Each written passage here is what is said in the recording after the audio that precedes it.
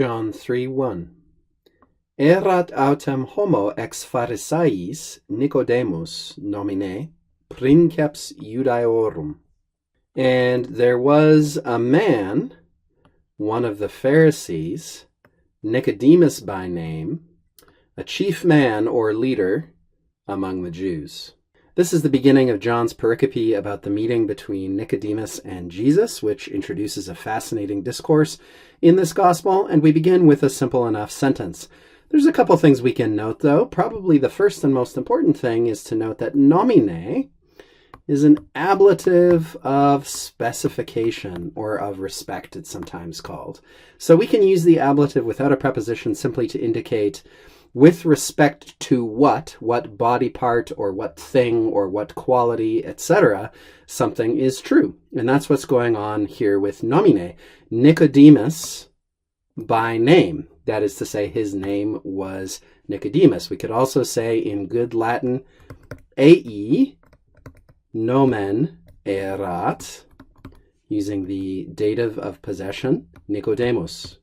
Princeps is an interesting word. Some of you might be familiar with the history of this word from Roman history. It was a word applied first by the Emperor Augustus and then later by his successors to the chief place in the Roman state held by men of his rank. But Augustus didn't invent it. He borrowed it from senatorial usage, among other places, in which the chief or leading man of the Senate, usually the most august or senior member of the Senate, was called the princeps senatus.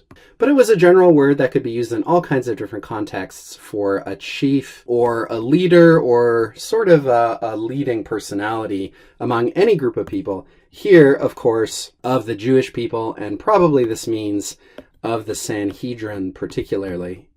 That is the Jewish religious ruling council. Pharisaeis shouldn't pose too many problems. Here we've got an ablative plural following the preposition ex. And we might close just by noting that Nicodemus, interestingly, is actually a Greek name.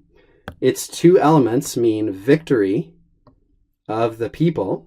And this is a guy who may also have been known by the Semitic form of his name, Nakdimon.